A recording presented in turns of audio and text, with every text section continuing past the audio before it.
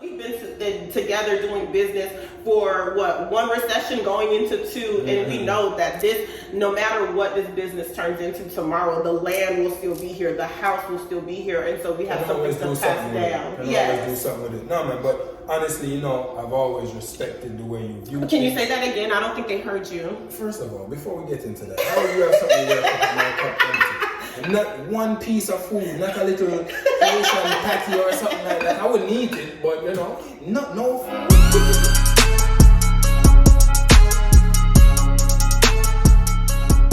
What's going on, good people? Daniel Frankson with Frankson Realtor here. Trying something a little different outside of my comfort zone, but I figure, one life to live, might as well go for it, right? So I'm doing a new little thing called Kitchen Convos, where I get with clients that I've had the ability to work with in the past and currently, and talk a bit about their experience and what that was like, whether it was buying or selling, and what better way to start this off with the first client that I ever wanted to fire. First client that ever inspired. I don't know what name she's gonna give you. She's not here legally. I don't know where it's Haitian sensation, but you can introduce yourself. Hey everyone, I am Trish Morgan, and I'm offended you didn't say you had the pleasure of working with. You said the ability of working with. Was I a horrible client? I don't care nothing about offending. Of all people. Anyways, I'm Trish Morgan, and I'm so excited to be here today to just talk about my experience and why I love buying property, real estate, and my personal mission. First of all, I told you to say something good about me. That's what I paid you money. He did not pay me for this. Way too cheap to do that. No, but listen though. Okay. You and I, we originally met. We both moved to Atlanta at the same time. Yes, to start teaching. Yeah, yes. I came from Brooklyn/DC. Okay. And you came from Miami, Dade County, Florida. All right. Dade County. You can't say Florida. You just got to say we're in Miami, Florida. You came from Miami, so we came out here at the same time. We both got into education. Yes. I'm still shocked to this day that anyone let you around their kids. Topic for another day. I'm surprised about that as well. Topic for another day. Yes. But and funnily enough, when we came out here, you and I both, when we met, we both right out the bat wanted to get a house. Yes. And you went and got your first house. I went and got my first house in Atlanta. This was back in 2006. Yeah. That was a long time ago. Yeah. You were still young back then. I'm still young now. I don't know what you're talking about. You're almost.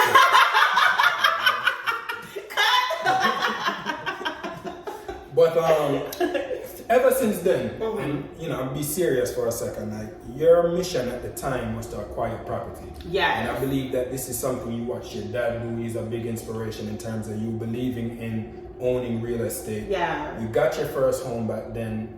If I remember correctly, you still own that home to this day. And since then, you acquired more properties. Yeah. And I've had the distinct pleasure of working with you. Oh, now you have the pleasure. Yeah. On acquiring the rest of the properties once I got into the real estate business. So before we kind of jump into that, there's some other unique things about you. So just kind of tell us a little bit about what you do, your mission in general, as far as your entrepreneurship endeavors, business, and how that all ties into your love of real estate. My family's from Haiti, and you're right, my family did instill in me the need to own property, the need to acquire, wealth through property. That's probably the only way I really knew at the time how to make money and how to make, generational wealth. And so I am an entrepreneur. I own a consulting agency. I own real estate. I own a barbershop. And my mission, one of my missions, is making sure that people understand the power that we have to own our wealth, to build wealth, to build that legacy for our family. And so I do also blog a lot about women empowerment, specifically owning the rooms that we walk into. I want to make sure that no one has the power to destroy our spirits, our financial capabilities, or place any limits on us. My dad used to always tell me, if you give people the power to feed you, you give people the power to starve you as well. And so even while we were teaching, even while we were teaching, everyone who knows me knows that I've probably always had in my life, I've always had 3 or more jobs or side gigs or something. You really do live up to the stereotype. You know what? You're not gonna go there. No lie. Me, I'm the opposite. I have a job and don't want to do it, but I'm gonna do my job, and I'm gonna do 3 or more. And you do them well. Yes, and I make sure nobody can fire me because I'm always employed. Like, you can't fire yourself. Right. And I want to give my children, my nieces and nephews, my godchildren, the ability to acquire all of this wealth, to acquire these properties so that they can have a solid foundation. And I think that's what real estate provides. Even when the market tanks,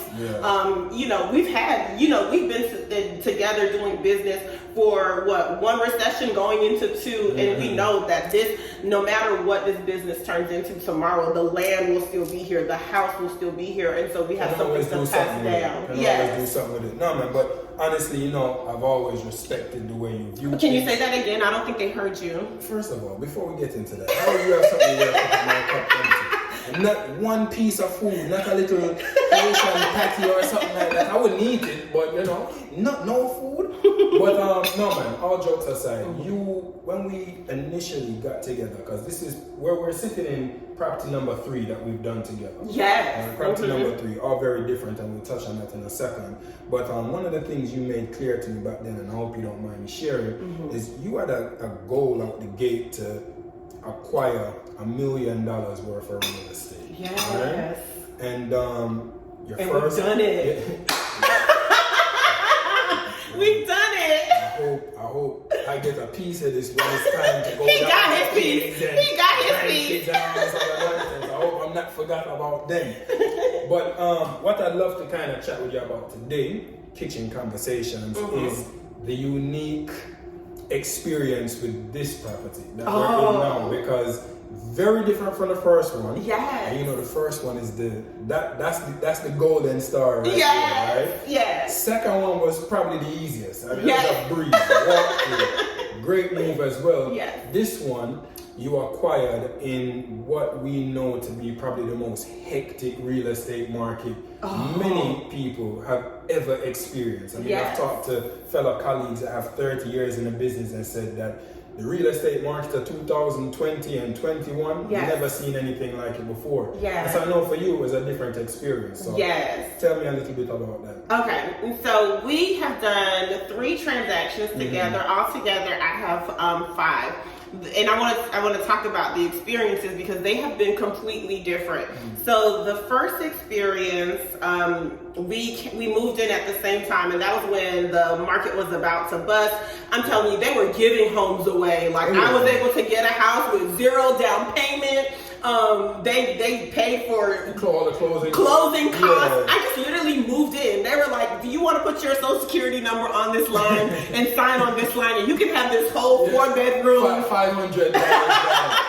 Look, I don't even think I brought $1,000 to the table. If I recall. I always joke, I always tell, especially when I'm working on first-time buyers in the recent time. When I bought my first home, again, this is back in 2006. Yeah. I had no credit. Yes. Never worked a legal job in my life. I had my green card for all of 18 months. Before that, I was living life a little bit on the run. And I walked into the mother home and they said, pick a land. Which one do you want? You want a basement to go with it? So it's a different time. Right? Yes. And so I kept that house. We were out of college a little bit, so I was renting out some of the rooms and, just living that roommate life, and eventually got serious and turned that house into a rental property. So that house I still have that house, and it's a rental property, makes great income. And we decided to, at the time, Daniel and I, purchase what I wanted to be, not my forever home, but my family home. Like, this is the home that I want. I saw myself raising my family in, so I wanted the right amount of bedrooms, the right amount of land. I just saw like my children running in the backyard. I had all these images that I wanted for this house, and we bought that house at the perfect time. The market had just tanked. I just, for the value that I got for that house, I will never be able to afford a house like that in my life. No, let's not say that, because you could definitely afford it, but what you paid for, yes, what I paid you for, never get to get a house that, like that. Yes. And so that house was, that market, it was smooth sailing. We just had to find the house. I had the credit at the time. I had the down payment. We were good to go. We go into, what was the East Point house? What year did we buy that house? Don't get me to line up years. It's probably 2017. All right, so we go into this 17, 18. 17, 18. We go into it, and I want to get another residential home to rent. And so we decide on a perfect location close to the airport, 10 minutes from downtown, or 15 minutes from downtown, 10 minutes from the airport. Perfect Atlanta location. And that one was smooth. We bought a new construction, so we got to pick out all of the nice features. It was a fun experience. Lending was getting a little stricter at that time. It wasn't the days before where I just had to show pay stubs. No, they wanted certified records of like my bank statements. They wanted 2 years of that. I mean, they were getting really strict. And so I felt a little discomfort with that house, because it was like, I have to show that I got a job. You need to verify that I have a job. Those weren't the things that I was accustomed to doing in the home buying process. But still, that was a very pleasant experience. This last go round, my partner and I decided we wanted to buy a house for Airbnb. So we have residential properties already. We wanted this one specifically for short-term rental. I come from a big family. I love traveling. And so I wanted something that I would rent myself. Like, I want a nice big home that a family of 8 could rent if they needed to. They'll have all, and be comfortable. Yeah, if you don't want to go to a hotel, you need a kitchen, you need a full bar, whatever it is that you need, we have it here. And so we decided to do it, and it was our first time buying, my partner and I, his first time buying real estate, period, and it was my first time buying it in this market. All right, so pause right there. Okay. Right? Because you touch on a good thing, well, an interesting point, I should say. It wasn't your first time buying, but it was your partner's first time buying. And my first time buying in this market. Right, but I give you a joke from my end, on the professional side. A couple on one end of the spectrum, experienced home buyer, for some reason trust me to help them through the process. I still don't know why. And then on the other end, first time buyer, doesn't really know, the ins and outs of the process. And so my approach in that situation was to, as I come from an education background, I like to educate. So I'm always sending information and messages. And this young lady, I was so annoyed. She's like, I don't care. Just do it. You know what to do. I trust you. Just make the decision. I'm like, Trish, I can't go through the inspection report and just pick out stuff for you. I really do trust him to go through the inspection report. And, I appreciate and I respect that. But it was interesting, because when you told me at the end of the process, don't send me all these emails and text messages. But on the other end, your partner seemed to be more appreciative. Yes, it was helpful. It's funny because that's the dynamic of how our relationship is. And so can I explain that? Go ahead. Okay, so this market was, it was just nothing like I've experienced before. First of all, you couldn't get property. Like, literally, if the property went on the market on Tuesday, there would be like 8 bids for the house on Wednesday. And they would go above asking, all cash offers. So we had to be aggressive. Would you say we had to be aggressive? We had to be aggressive in this market. And I was playing with a very short window as well in terms of purchasing. And so we had to be aggressive, and we had to kind of run through the process more quickly than what we've been able to do in the past. Like, once you find something, make a bid, go to purchase. You have to make a decision. Yeah, and so I trust Daniel to make these decisions on my behalf. As I stated, I've purchased multiple homes with him. I will trust him with any financial decisions that I have to do when it comes to real estate, because I know he's not selling me something that's like a piece of junk or something. He has to see me. So I don't pull up in front of his door 2 weeks later and say, hey, this is a piece of crap, you know? And you are from Miami. So and I am from Miami, so I will pull up. Yeah. Yeah, so I will pull up. And so I do trust that I'm going to get quality investments for my future when working with Daniel. So I was personally annoyed. So Daniel, working with a first-time buyer and experienced buyer, he still follows the same process. He's going to give you all the detailed summary. Here's where we are today. He's going to make those contacts with the inspector and the finance, the loan officer, to make sure that we're going to close on time, the listing agent, all of these things. And I'm the kind of person like, what day do I need to be at the closing table? That's the day that I'm going to show up to do the transaction. I just come looking cute to sign my documents and make people video and take pictures.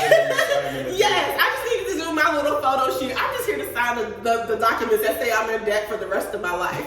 I do not need the details about the summary reports about what the roofer found and all this other stuff. However, my partner did appreciate having a detailed play-by-play. Here's where we are in the process. Are we on time for an on-time closing? This is what we need to do. This is what you are required to turn into the loan officer. Or these are the reports you have to review, and you have to give feedback so that we know what to give the sellers. And so we do appreciate it. I was just personally annoyed because I'm like, I don't got time for this. Are we buying the house or not? Well, you see, and I know how you are, and so that's great. And one thing I do appreciate is that we have that type of relationship. We've grown to have a very close relationship. You know, I look at you like my big bro. Sorry, my big sister. Sorry.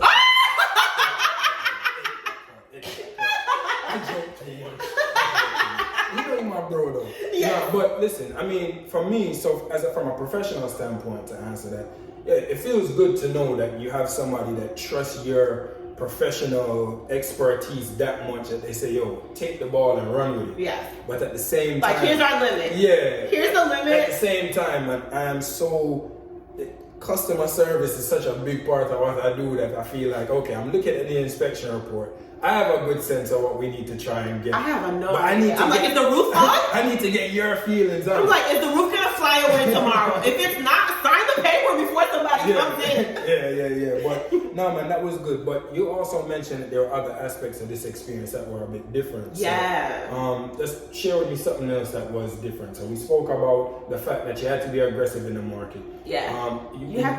It was rare that an option popped up. I mean, there was limited inventory. There was very limited inventory that fit what we were looking for, because we were looking for something special, like something that was in the city limits and something that would make a quality, not just residential real estate, because I think that takes a different eye. When you're buying property to live, you have a different eye than when you're buying property that somebody else is going to live in. But still, we took that into consideration. Remember, there was a house that the main bedroom was in the front, and we were like, oh, no, we can't. The house is beautiful, but we couldn't go with it, because if we ever wanted to transition that house to a full-time rental, long-term rental, or sell it, that would pose an issue. And that's where his experience came in. Like, look, you never want to have your main bedroom the first door when you walk off of the living room, because that most buyers want their rooms in the back or towards the back of the house. Some level of privacy. They don't want it right there where they entertain. And so those were things that,